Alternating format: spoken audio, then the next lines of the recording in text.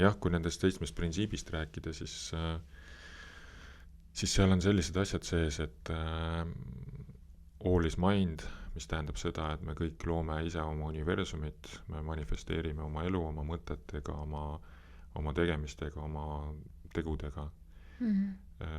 Ja erinevatel tasanditel, nii meie indiviidi tasandil kui ka kollektiivse mõttetasandil, kollektiivse alateadvuse, collective consciousness, kui ka sellel tasandil, et sinna, kuhu paneme energia on ja sealt tuleb looming ja see manifesteerub.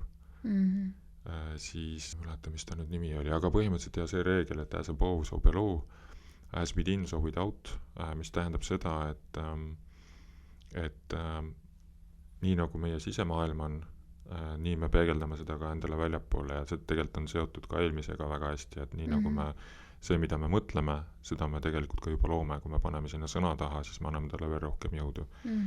Ja nii nagu füüsilises maailmas, nii ka mittefüüsilises, et need on ka omavahel peegeldused ja seotud omavahel. Siis on law of vibration, tähendab seda, et kõik on pidevas liikumises alati, kõik muutub kogu aeg, kõik liigub, kõik on ja seda ka nii füüsilises kui nähtamatus maailmas. Alati ükskõik kuhu me vaatame, on mingisugune liikumine ja seda ka aatomi tasandil, näiteks prootonid ümber aatomi,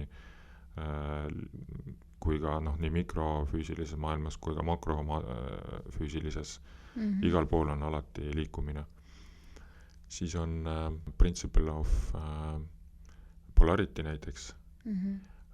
Tähendab seda, et me elame mitte duaalses, vaid polaarses maailmas. On siis see, et kui me vaatame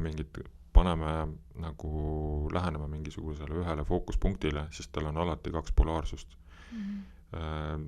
Külm-soe näiteks, armastus, vihkamine, külm-soe on temperatuuri 2 poolt, on ju. Armastus, vihkamine on suhte 2 erinevat polaarsust. Ja vahel ja tihti vahel me peamegi kogema neid mõlemaid polaarsuseid selleks, et tulla tagasi keskele või otsida seda nagu tasakaalu seal. Või selleks, et teada, mis on õige või mis on vale. Et see on meil ka igapäevaselt nagu sellised challenge'id ja õppetunnid ja kogu aeg puutume pidevalt selle sama reegliga kokku. Law of gender tähendab seda, et igas aspektis, igale poole, kuhu me vaatame, on mees- ja naisarhetüübid esindatud.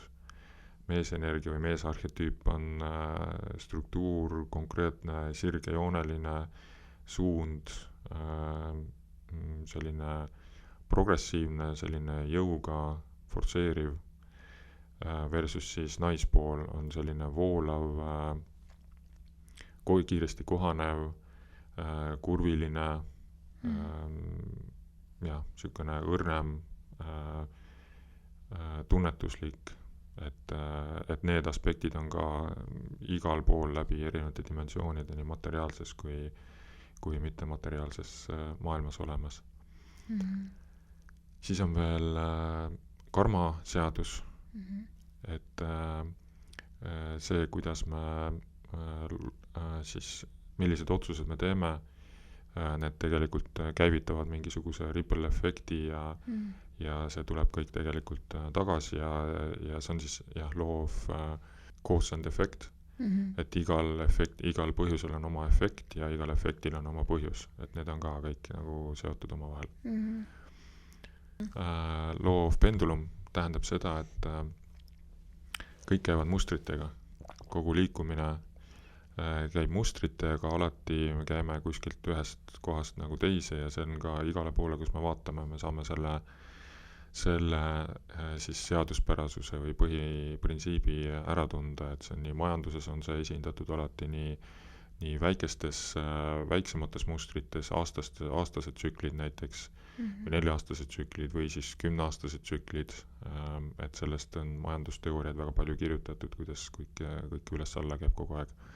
Meie enda suhted käivad alati üles-alla, meie enda emotsionaalne seisund käib pidevalt üles-alla, et ka ükskõik kuhu me vaatame, on alati see pendulumi efekt on ka esindatud.